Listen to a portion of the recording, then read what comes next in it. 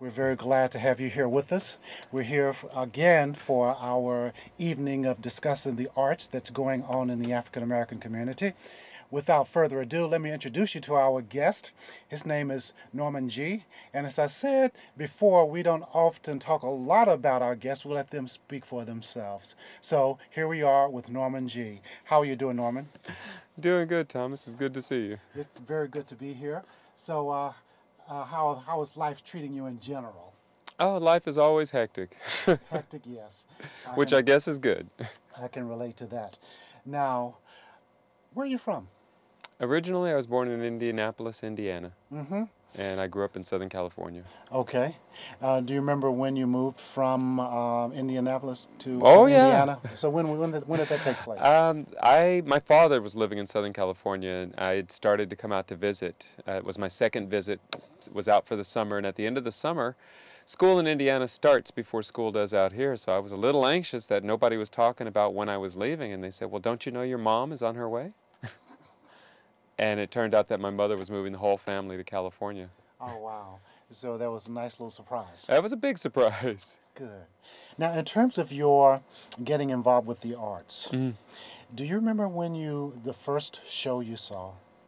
First show I saw was probably in junior high. I saw a teacher took us to see Man of La Mancha. Mm-hmm.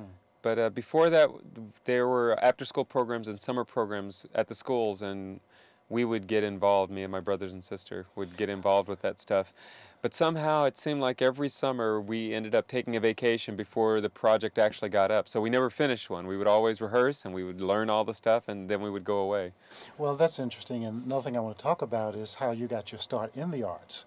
Do you remember? I know you talked a few moments ago about just going to these rehearsals and not being able to go to the event. But it was just so fun. It was fun to learn the songs and to learn the dances and to learn all the little skits. And it was just fun. Summer school or end of?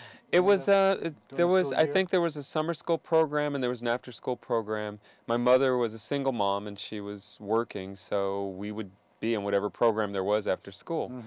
And they didn't always have it, but they had it occasionally, and inevitably there was somebody who would do theater. So I would get involved with that. What I started in elementary school was I started playing an instrument. And so I did that until I got to high school, and then I was done. Clarinet. Wow. Wow. How long did you study? I started in maybe 5th grade and went all the way through junior high, and then I got to high school and I decided I wasn't doing that anymore. I just signed up for choir instead. And from there, I know you do a lot of singing now. Yeah, I still sing. I love singing. And that began, of course, in your formative years, learning music, I guess, in general. And just listening to the radio. I remember family doing that. I went to Catholic school because my birthday's in October. In Indiana, I fell right past the cutoff date, and so my mother sent me to Catholic school so that I wouldn't have to wait a year. And so I got to learn some choir music there. And then, yeah, when I got into high school, I started taking choir again and just had a lot of fun with it. How long did you go to Catholic school? Kindergarten all the way through 4th grade. We moved out here, I started 5th grade in public school. I was so happy to finally be in public school. Wow. What did you see as being the difference, back then? What was the difference for you? My family wasn't Catholic. Oh. And they didn't care about that, but the school required, like I had to go to Sunday school, I had to go to Mass, I was learning all this stuff about the church, but it had no relationship to the rest of my family and the rest of my life, so it always felt like I was a little split. When we got out here, I wasn't split anymore. Whatever was going on at school was connected to the rest. We lived like a block away from the school, so my life suddenly was very much involved with what was going on around school. So this play that you saw in junior high school, Man of La Mancha. Oh, Man of La Mancha, it's a gorgeous musical. It was a beautiful musical. Do you remember it as being beautiful then, or was it just an activity to do? The teacher would play, there was a recording of it, and I forget who, but it's like the old one you'd find in the library if you went to get it. He played the whole play from beginning to end, so, we'd have like 45-minute class or whatever. We'd listen to a little bit, he'd stop it and talk about each scene, or he'd talk about what each song was if there was something special to talk about. So by the time we'd gone a couple of weeks with this thing, I was in love with it. And I stole the tape. Being raised in Catholic school, stealing's a huge sin. But so I promised myself I wasn't stealing it, I was just borrowing it, and I had it for the whole summer. But at the end of the summer, I did bring it back. And did they know? Did you ever? They didn't know. Okay. You know, I just brought it back. And hearing you talk about learning the music from the recording reminds me when I was in high school. I had this teacher who wanted us to learn The King and I. So she played The King and I. She debied up the parts. Right. And we sang it. And I played the part of Lum Ta. And there's the song in that I haven't forgotten yet. Of course. From Nilum Ta. We kiss in the sunlight. Huh. We kiss in the sunlight. Huh. We hide from the moon. So even back from the 10th grade, I still remember that. So it's one of the funniest things to me about theater is when you talk to people, suddenly these stories come out. I remember riding a bus here in the city one day, and the bus driver heard that I was on my way to rehearsal, and he said, "Oh, I did a play." And the way he said it, it sounded like he had just done it. And as he talked, it turned out he'd done it when he was 15. Yes. And he had to be in his 40s. It was like, but that fond memory just stays with people.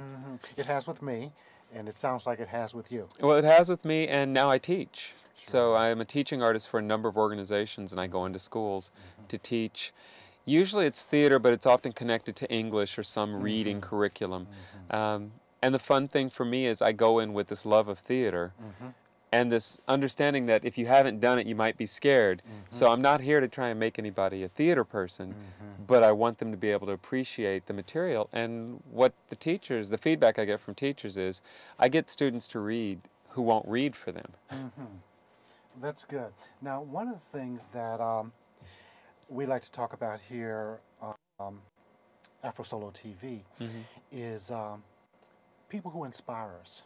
So as you grew up, can you think of people who inspired you to move further into the arts back then, as well as who inspire you now? Does anyone come to mind? I don't know. I think, you know, Michael Jackson's about my age. And I remember being kind of jealous of that little boy. He would sing and dance, and I was like, and we would do that. You know, me and my brothers and sister would get up and we'd try to do what we could do. We tried to pretend like we could do that stuff. But beyond that, I remember getting to an age, like getting to be a teenager and starting to intentionally look for heroes. And there just weren't many. There was Sidney Poitier, you know, and he's amazing. You know, he just did so much, and he wasn't fitting into a little box, and he didn't only play certain kinds of characters. He really broke the mold. But beyond him, I was looking for somebody else, and I thought, by the time I became aware of Paul Robeson, I feel like, not Paul Robeson, oh, what's his name? James Earl Jones. Okay. By the time I became aware of James Earl Jones, I feel like he'd already gotten past his strongest years.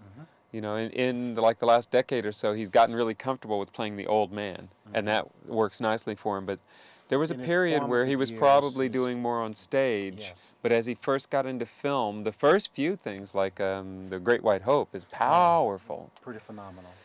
But once you get past that, it's not as impressive. And so when I started looking for heroes, I found that I was looking in literature, and I was looking at other things, but I wasn't as fascinated with people, performers. Yeah.